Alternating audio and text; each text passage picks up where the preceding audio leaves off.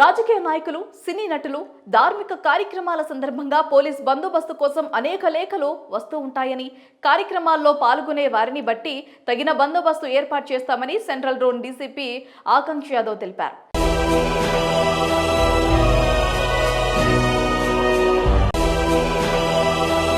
పెద్ద స్థాయిలో బందోబస్తు కావాలనుకున్న వారు డీసీపీ, ఏసీపీని కలిసి వివరాలు తెలిపితే దానికి తగిన విధంగా బందోబస్తు ఏర్పాటు చేస్తామన్నారు.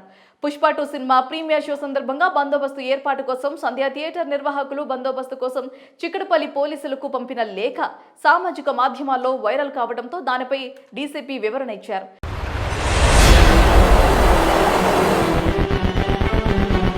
సంధ్యా థియేటర్ నిర్వాహకులు అధికారులను కలవకుండా ఇన్వార్డర్ విభాగంలో లేఖను అందించారని తెలిపారు. దానికి తగిన విధంగా థియేటర్ బయట తగిన బందోబస్తు ఏర్పాట్లు చేశామని చెప్పారు.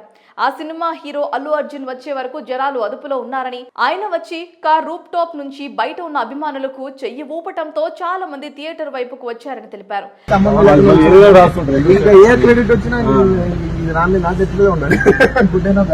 అదే సమయంలో అల్లు అర్జున్ ప్రైవేట్ సెక్యూరిటీ సిబ్బంది వాహనానికి దారి కల్పించడానికి గుంపుగా చేరిన అభిమానులను పక్కకు నెట్టడం ప్రారంభించారని, దాంతో తొక్కిసలాట జరిగిందని వెల్లడించారు.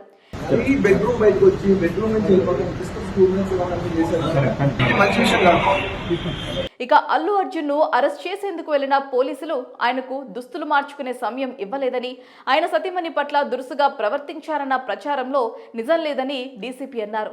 అల్లు అర్జున్ కు ఆయన భార్య కుటుంబ సభ్యులతో మాట్లాడుకునేందుకు కూడా తగినంత సమయం ఇచ్చారని తెలిపారు. ఆయనే స్వయంగా వచ్చి పోలీసు వాహనం ఎక్కారని కూడా పేర్కొన్నారు. రాదంట మమ్మీ పూజ అయిపోయిన అన్న వచ్చిన పోతా. అవునా?